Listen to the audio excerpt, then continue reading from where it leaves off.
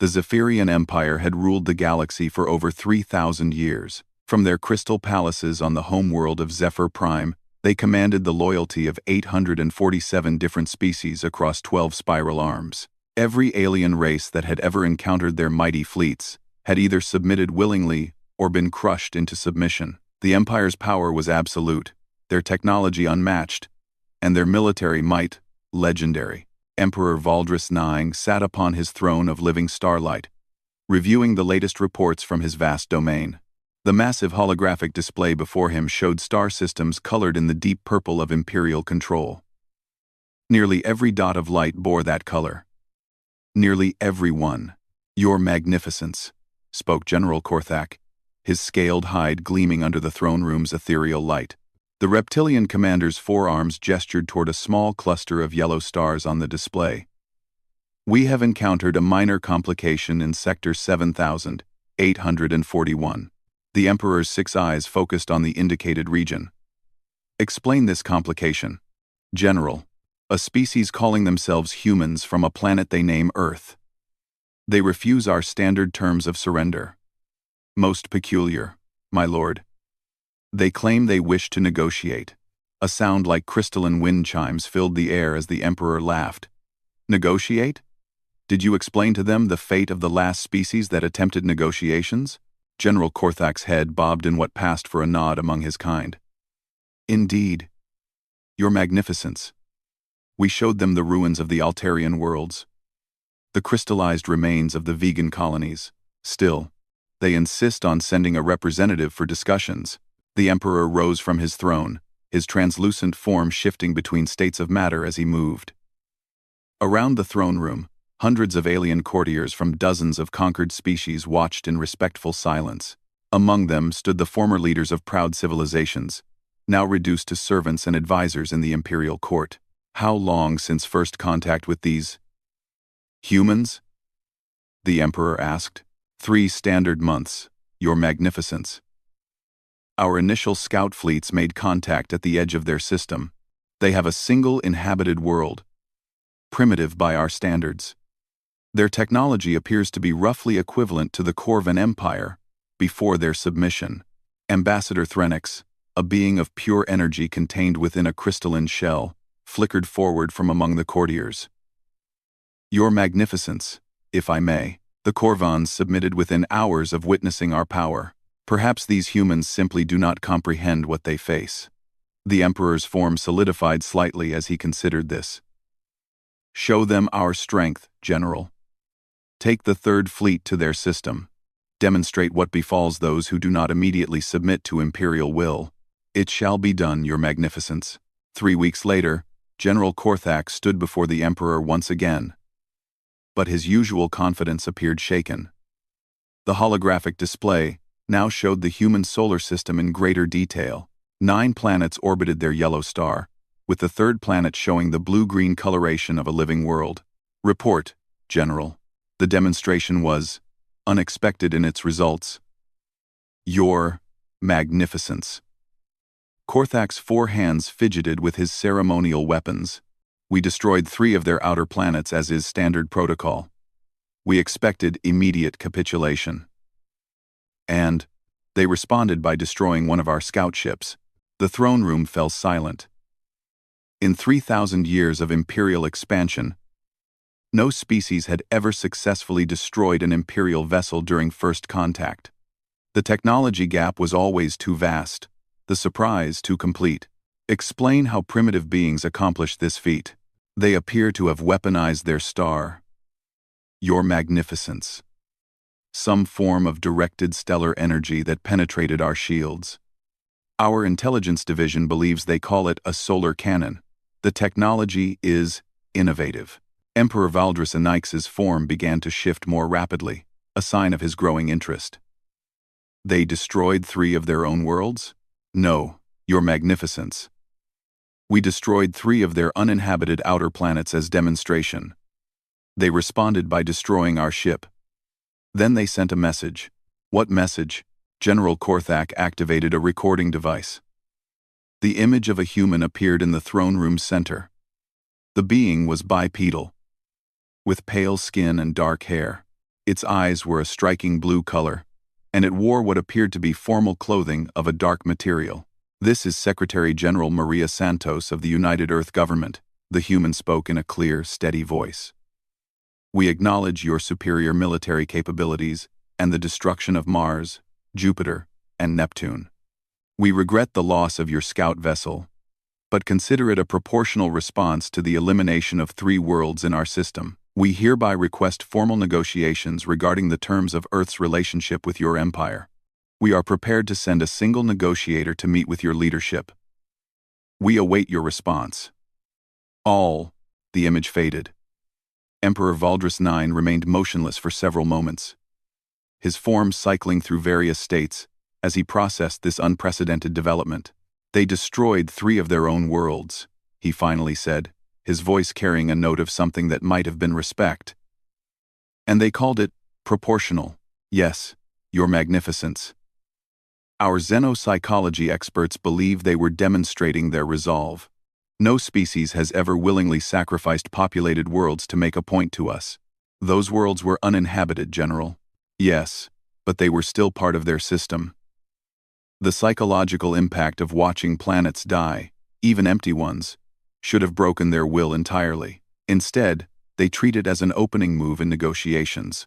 The Emperor descended from his throne and approached the display showing Earth. The small blue world seemed almost insignificant compared to the vast empire surrounding it. Yet it represented something new in his 3-millennium reign. "What do our intelligence reports say about these humans? They are a young species, your magnificence. Barely 10,000 years of recorded civilization. They have only recently achieved interplanetary travel within their own system. By all standards, they should be easily conquered. Yet they destroyed an imperial vessel. Yes, your magnificence. The weapon they used required them to somehow harness and direct energy from their star. Our scientists are still studying the energy patterns. The engineering involved suggests a level of innovation that does not match their apparent technological level." Ambassador Threnix flickered forward again. "Your magnificence. Perhaps we should simply destroy their world and be done with it. This precedent of negotiation could encourage other species to resist." The Emperor turned his 6 eyes toward the energy being. "And yet, Ambassador, in 3,000 years of expansion, no species has surprised us. These humans have demonstrated capabilities we did not expect and responses we could not predict. I find myself curious." He returned to his throne, his form settling into its most solid state as he made his decision. "Send word to these humans. The Empire will receive their negotiator. One being, they will be brought before the Imperial Court for an audience. Make it clear that this is an unprecedented honor, one granted only due to their interesting response to our demonstration." General Korthak bowed deeply. "Your magnificence. Shall I prepare additional fleets in case their negotiator proves to be some form of trap or weapon?" "Naturally, General. But I suspect these humans are more subtle than that. A species that destroys their own worlds to make a point is not one that relies on simple deception." The Emperor's form began to shift again, indicating his anticipation. "I am most interested to meet this negotiator they will send." As the court session ended and the various alien dignitaries dispersed, many whispered among themselves about the unprecedented decision. Never before had the Empire agreed to receive negotiators from an unconquered species. The very idea seemed to challenge the natural order that had governed the galaxy for millennia. On distant Earth, the message was received with a mixture of relief and apprehension. The destruction of 3 planets had been a terrible loss, even uninhabited ones. Mars had been humanity's first successful colonial effort. Jupiter's moons had housed research stations, and Neptune had been the site of their most advanced weapons testing facilities. But they had made their point. The Empire had agreed to negotiations.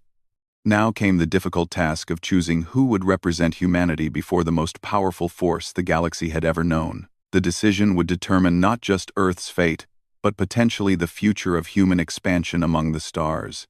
The United Earth Government convened an emergency session. Presidents, prime ministers, and leaders from every nation gathered in the underground bunkers that had become their seat of power since the Imperial fleet's arrival. The weight of their choice pressed upon them all. "We need someone who understands both diplomacy and strength," declared President Chen of the Pacific Federation. "Someone who can speak to an empire that respects only power. But not someone so aggressive that they provoke an attack," added Chancellor Okafor of the African Union. "We've seen what their weapons can do." Secretary General Santos studied the files before her. Hundreds of humanity's greatest diplomats, negotiators, and leaders had been considered. Each had their strengths, but this situation was unlike anything in human history. "There is one candidate," she said slowly, "who might be uniquely suited for this task." The room fell silent as she activated the holographic display. A personnel file appeared, showing the image of a middle-aged human with graying hair and calm, intelligent eyes. "Dr. James Mitchell," Santos continued. "Former hostage negotiator. Later served as mediator in the resource wars. Currently teaches comparative psychology at Cambridge. His specialty is understanding how different mindsets approach conflict and cooperation." "A teacher?" General Martinez, head of the Global Defense Force, sounded skeptical. "We're sending a teacher to face an empire that destroys planets?" "A teacher who ended 3 separate global conflicts through negotiation alone," Santos replied. "A man who once convinced the Siberian Republic to surrender nuclear weapons by explaining why they didn't actually want to use them. Someone who understands that the greatest negotiations aren't about what people say, but about what they need." The debate continued for hours, but eventually, the choice was made.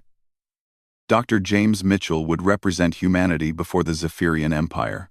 The fate of Earth would rest in the hands of a soft-spoken academic who had never fired a weapon in anger, but had somehow convinced the most violent factions of humanity to lay down their arms.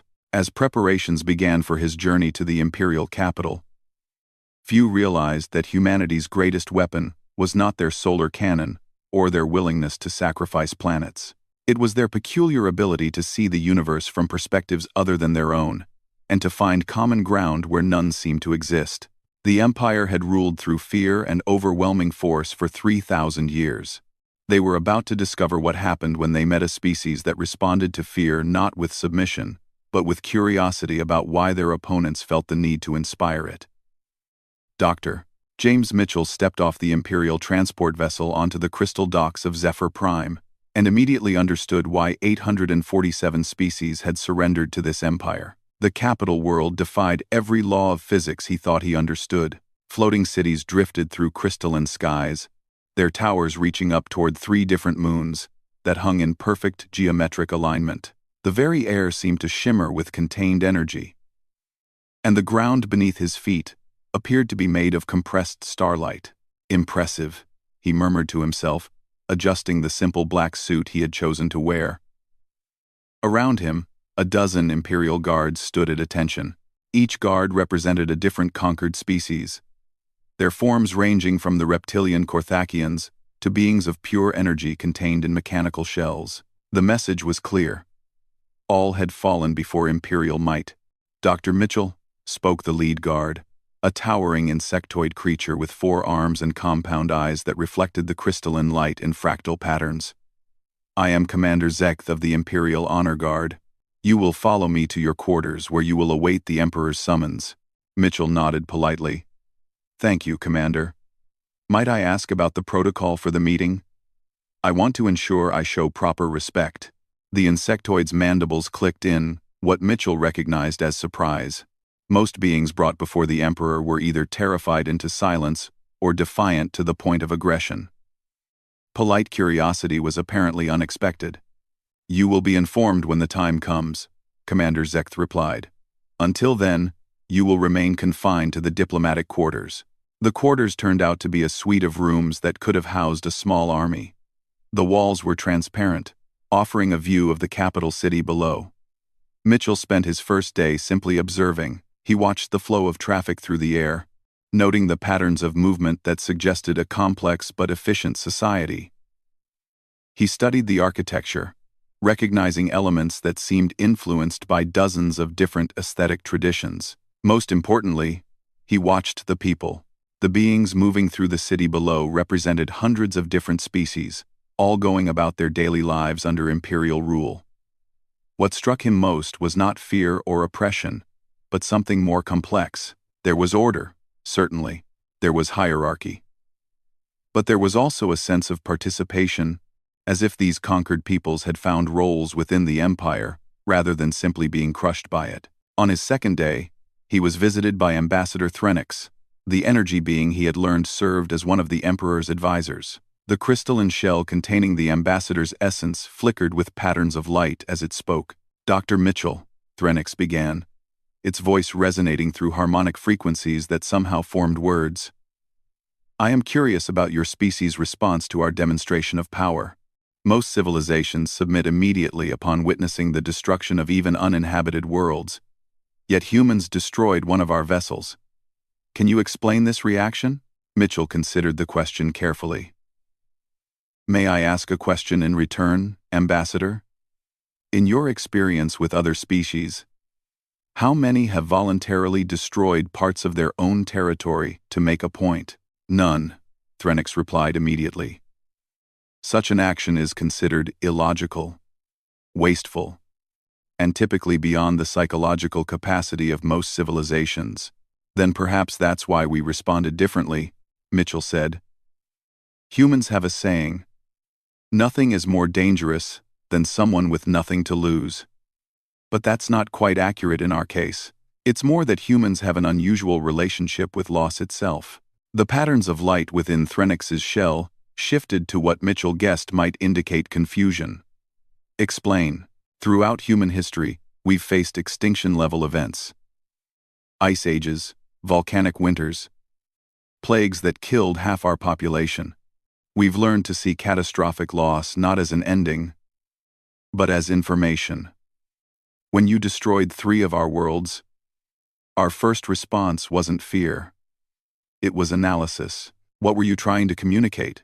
What did the action tell us about your capabilities and intentions? And what conclusion did you reach?" Mitchell smiled.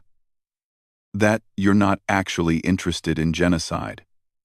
If you were, you would have started with Earth itself. The fact that you demonstrated on uninhabited worlds suggests you prefer submission to extermination. That told us there was room for negotiation." Threnix's essence flickered rapidly. "You destroyed our scout ship because you believed we preferred negotiation? We destroyed your scout ship to demonstrate that we understood the terms of engagement you had established." Proportional response. "You showed us you could destroy worlds. We showed you we could destroy ships. Now we're both operating from a position of mutual respect for each other's capabilities." "Mutual respect," Threnix repeated slowly. "This concept is unfamiliar in the context of imperial expansion. Perhaps that's why we're here having this conversation, instead of kneeling in surrender." The next morning, Commander Zekth arrived with a full ceremonial escort. "Dr. Mitchell, the Emperor will see you now." "A calm staying terror. A calm staying terror. A calm staying terror." Dr. Mitchell, the Emperor.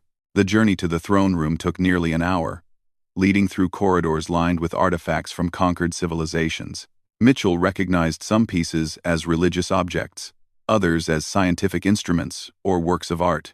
Each represented a culture that had ultimately bowed to imperial power. "Impressive collection," he commented to Commander Zekth. "Trophies of conquest," the insectoid replied. "Each piece represents a species that learned the wisdom of submission. Or," Mitchell said quietly, "each piece represents a civilization that contributed something unique to the Empire's culture. These aren't just trophies. They're integrated into the architecture, aren't they? The Corvan crystal formations supporting the energy conduits. The Altarian mathematical principles governing the structural engineering. The vegan bioluminescent organisms providing atmospheric processing." Commander Zekth stopped walking. "How do you recognize these applications?" "I spent the journey here studying everything I could about the Empire's member species. It's remarkable how you've incorporated their technologies and cultural achievements. This isn't just conquest, it's synthesis." The insectoid's compound eyes studied Mitchell intently. "You are not what we expected from a human negotiator. What did you expect?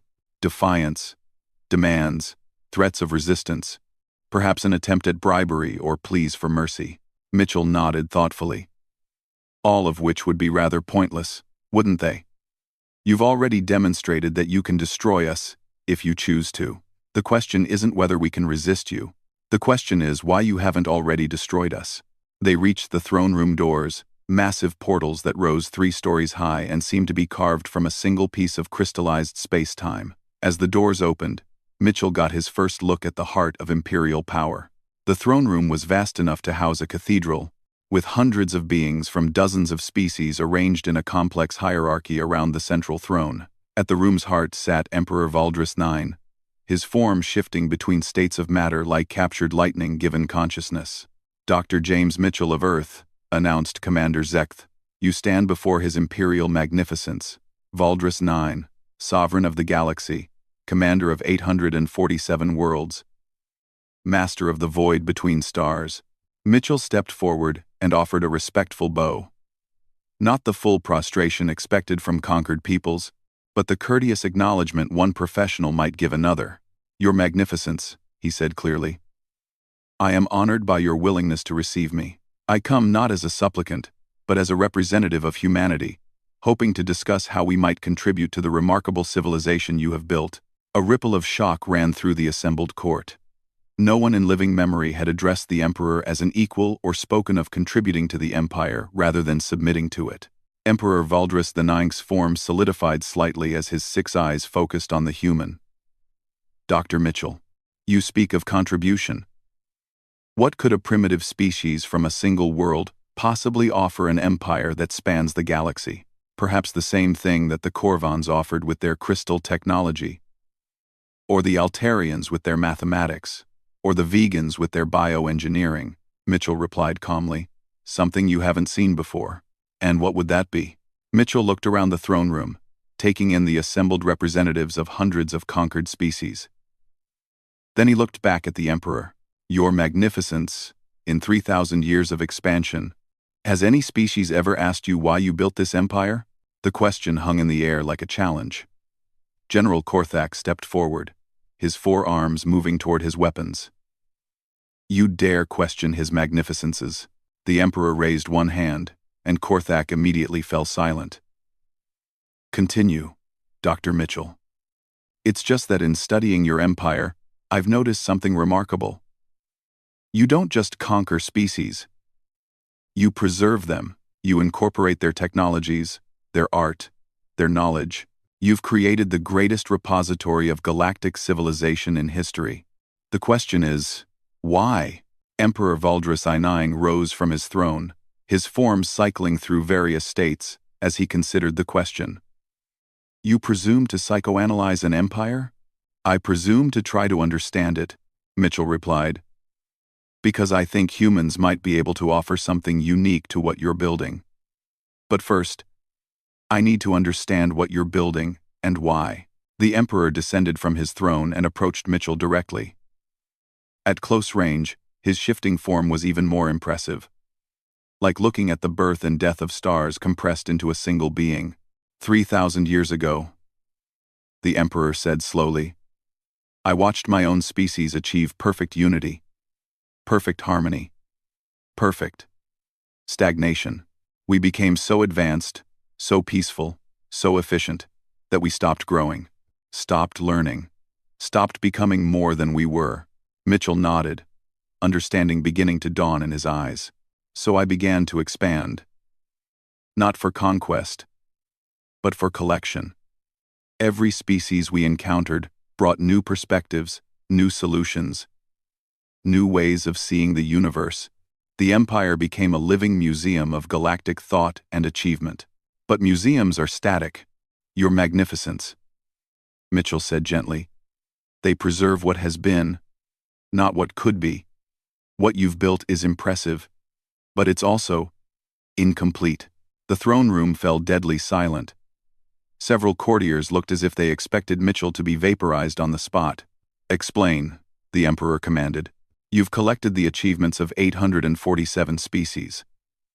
But collection isn't creation. You've preserved their knowledge. But have you generated anything new? Have you solved problems that none of your member species could solve individually? Emperor Valdris IX's form began to shift more rapidly. You suggest the Empire lacks innovation? I suggest it lacks collaboration, Mitchell replied. You've created a magnificent hierarchy, but not a true synthesis. The Corvin crystals support Altarian mathematics, which process vegan biosystems. Yes, but they're still separate technologies working in sequence. What if they could be truly integrated? What if the boundaries between disciplines and species were removed entirely, and humans could provide this integration? Mitchell smiled. Humans specialize in seeing connections where others see separations. We're not the strongest species, or the smartest, or the most advanced, but we're very good at taking disparate elements and finding ways to make them work together in new ways. It's how we survived on a hostile world. It's how we built a solar cannon from technology that shouldn't have been able to work together. The Emperor moved closer, his 6 eyes studying Mitchell intently.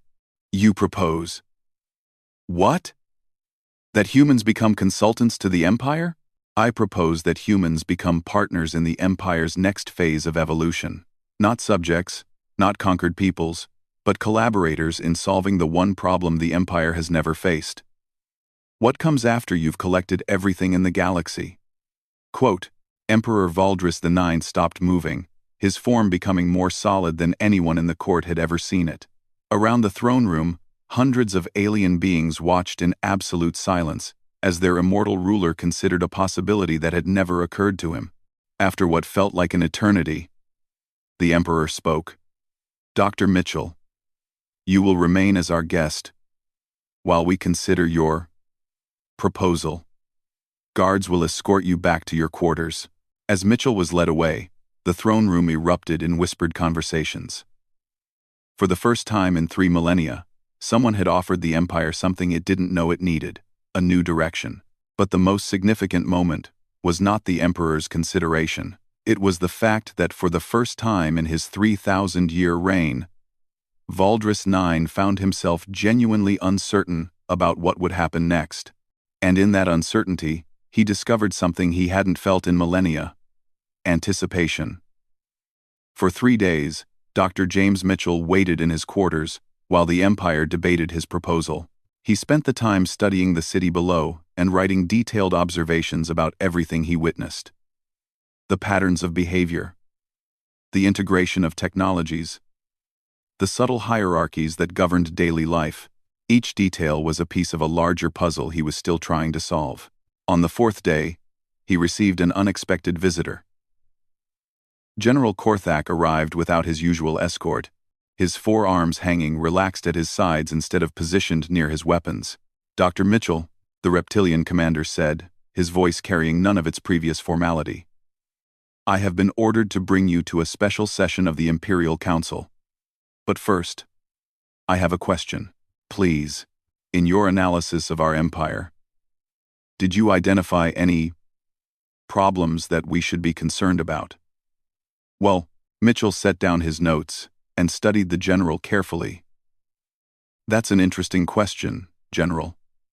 Are you asking as an Imperial officer, or as someone who's lived within this system for a long time? Korthak's scaled hide shifted color slightly. A sign Mitchell had learned indicated emotional stress among his species. Perhaps both. Then yes, I have identified several concerns. The most significant being that the Empire has become too successful for its own long-term survival. Explain. Mitchell gestured toward the window showing the magnificent city below. You've created a perfect system of order and hierarchy. Every species has its place. Every individual knows their role, but perfection in a living system is actually a sign of death. Living things need chaos, change, unexpected combinations. Without that, they stop adapting and eventually stop surviving.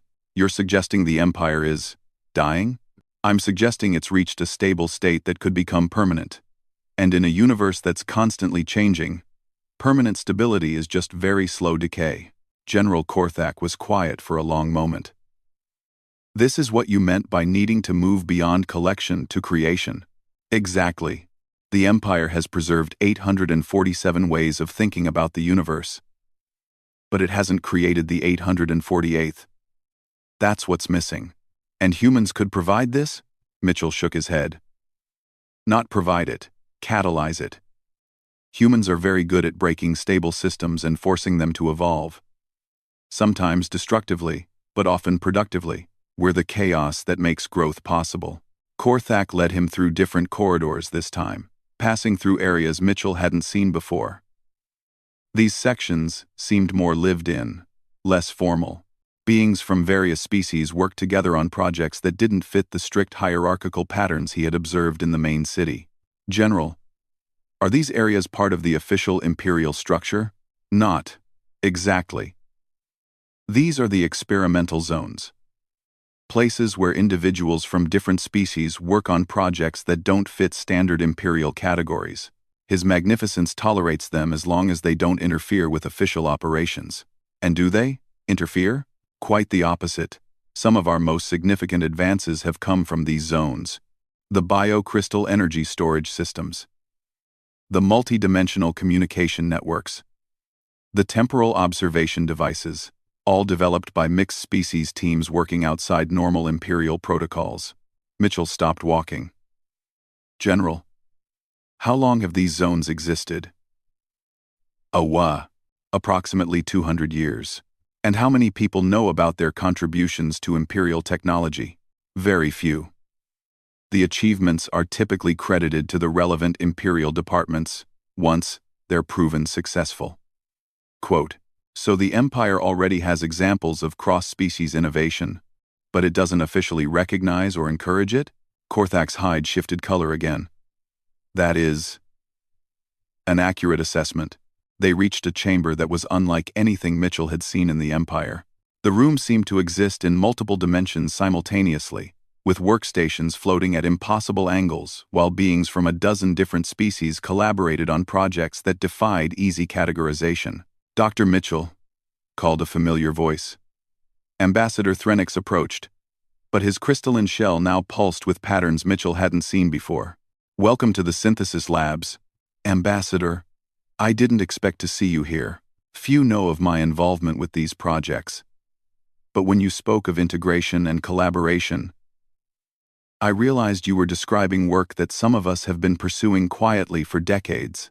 Threnix led them to a central platform where a three-dimensional model of the galaxy rotated slowly. Different colored lights indicated various types of imperial activities: conquest, resource extraction, technological development, cultural preservation. What you observe, Threnix continued, is our analysis of imperial expansion patterns. Notice anything unusual? Mitchell studied the model for several minutes. The expansion rate is decreasing, not because you're encountering more resistance, but because you're finding fewer species that offer genuinely new contributions. Precisely. We estimate that within the next 5 centuries, the Empire will have encountered every spacefaring civilization in this galaxy. At that point, collection-based growth becomes impossible. Unless, added a new voice, we transition to creation-based growth. Mitchell turned to see a being he didn't recognize. Humanoid in basic shape but with skin that seemed to absorb light, and eyes that held depths like looking into deep space. Dr. Mitchell, meet Dr. Vex Hari of the Umbral Collective. The last species to join the Empire through negotiation, rather than conquest. 50 years ago, Dr. Vex Hari continued, my people faced a choice similar to what your species faces now. We chose cooperation over resistance. It has been educational. In what way? We learned that the Empire's greatest strength is also its greatest limitation. Perfect hierarchy prevents the kind of productive chaos that drives innovation. Every new idea must travel up through layers of approval, being filtered and modified at each level, until it either dies or becomes something safe and familiar. General Korthak gestured toward the various workstations around them. The synthesis labs represent our attempt to circumvent those limitations. Here, ideas are tested rapidly, fail quickly, and evolve without waiting for official approval. And the Emperor knows about this? His Magnificence is aware. Threnix replied carefully.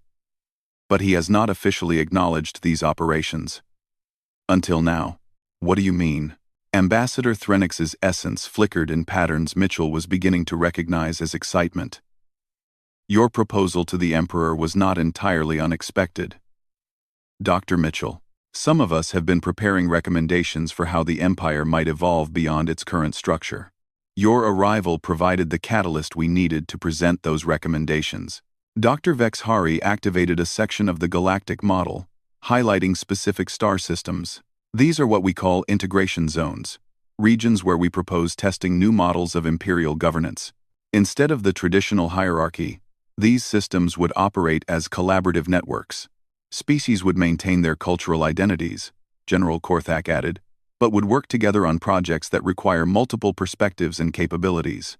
Mitchell studied the proposed zones. You're talking about fundamental changes to how the Empire operates.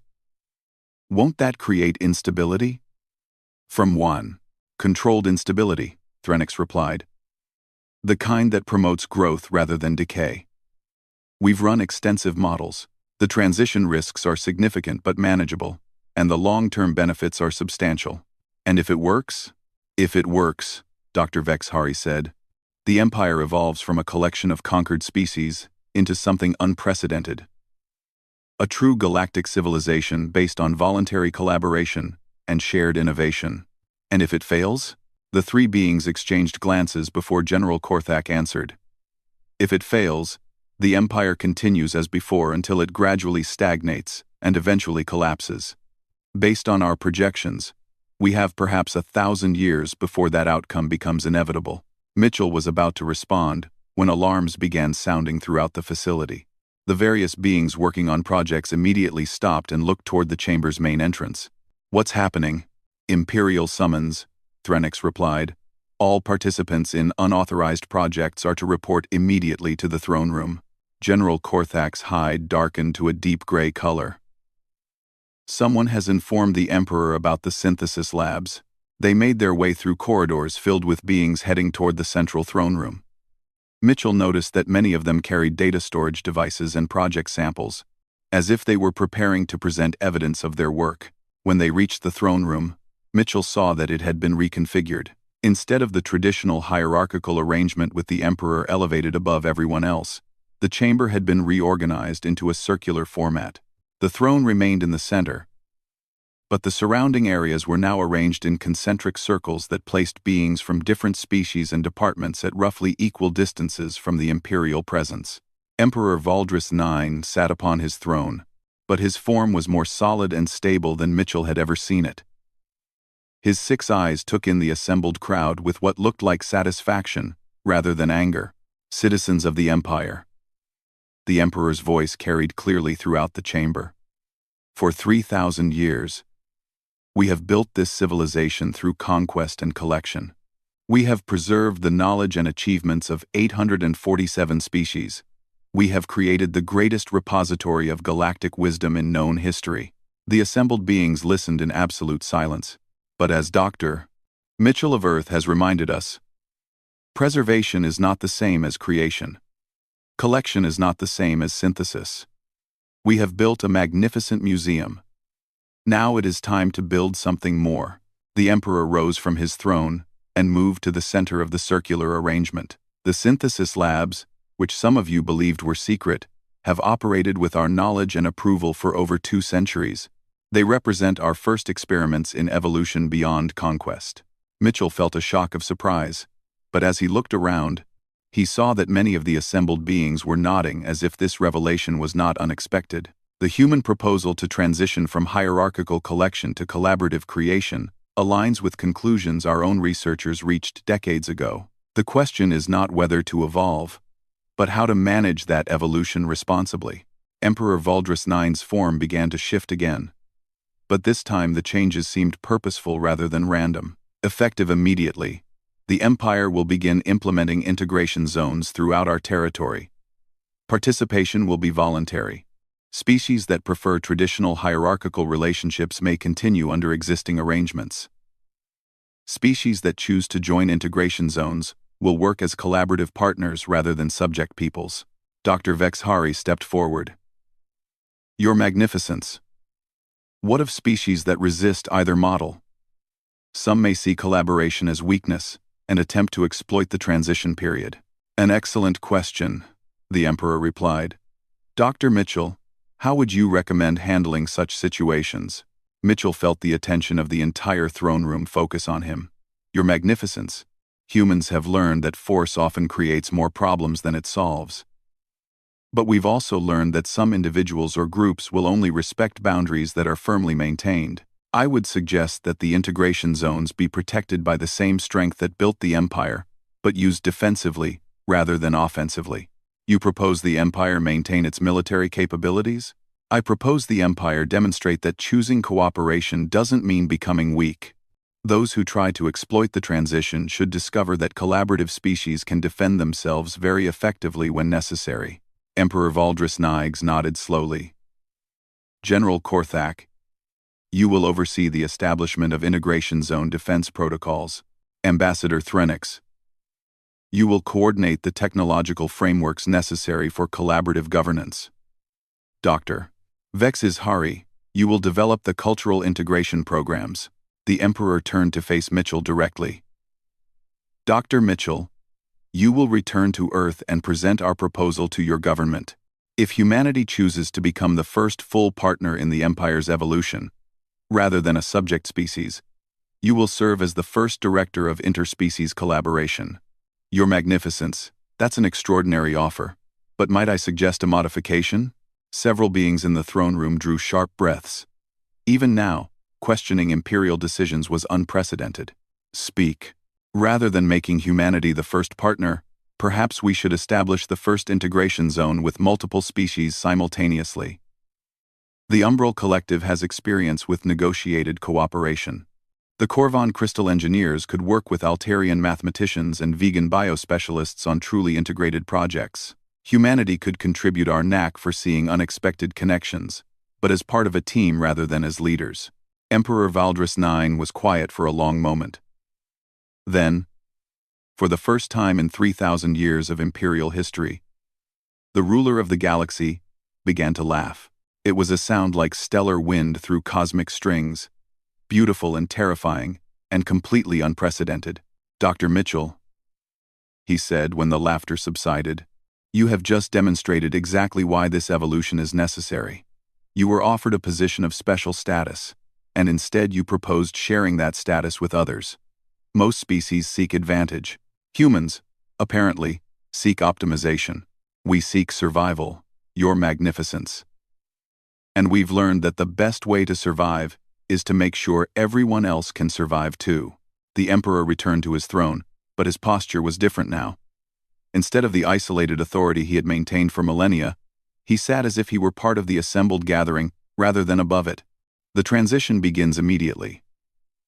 The first integration zone will be established in the Korvan system, with voluntary participation from Korvan, Altarian, vegan, umbral, and human populations.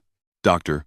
Mitchell will coordinate the human contribution, but governance will be truly collaborative. Over the following months, the galaxy watched as something unprecedented unfolded. The first integration zone didn't just preserve the cultures of its participating species. It created something new. Korvan crystals grown using Altarian mathematical principles powered vegan biosystems that were optimized through human pattern recognition and protected by Umbral collective defensive technologies. More importantly, the collaborative government developed solutions to problems that none of the individual species had been able to solve. Renewable energy systems that worked across different planetary environments, communication networks that translated not just languages but fundamental concepts between radically different ways of thinking, medical treatments that combined the biological insights of multiple species. Within a year, 17 other star systems had requested permission to establish integration zones. Within 5 years, the waiting list included systems from across the galaxy. But the most significant change was not in the zones themselves, but in the Empire's traditional hierarchical regions. Seeing the innovations and prosperity of the integration zones, many subject species began requesting gradual transitions to collaborative governance. Emperor Valdris IX found himself managing not the expansion of conquest, but the evolution of civilization itself. And for the first time in 3 millennia, he was genuinely excited about what the future might hold. Dr. James Mitchell, now serving as one of the directors of the Integration Zone program, often reflected on the irony of the situation. Humanity had set out to negotiate their survival in the face of overwhelming imperial power. Instead, they had accidentally triggered the transformation of galactic civilization from a hierarchical empire into something that had never existed before. A truly voluntary association of species working together not out of fear or dominance, but out of curiosity about what they might accomplish together.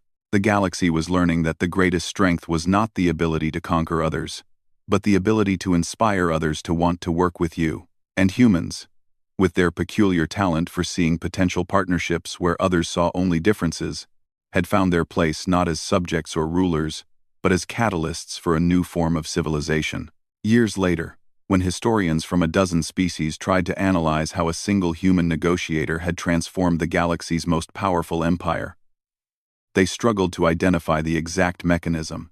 The answer, they eventually concluded, was surprisingly simple. Dr. Mitchell had asked the Emperor a question no one had thought to ask in 3,000 years. Not, "What do you want?" or "What do you demand?" or even, "How can we serve you?" but simply, "Why do you do this? What are you trying to build?" And in answering that question, the Emperor had discovered that he was ready to build something greater than an empire. He was ready to build a civilization that could grow and evolve for millions of years to come. The galaxy had bowed to the Empire's power, but the Empire had chosen to evolve in response to humanity's greatest weapon. The simple, devastating question of, what if we tried something different? In the end, humanity's contribution to galactic civilization was not their technology or their military might, but their persistent, incorrigible refusal to accept that the way things were was the way things had to be. And in a universe filled with ancient civilizations set in their ways, that refusal had proven to be the most revolutionary force of all.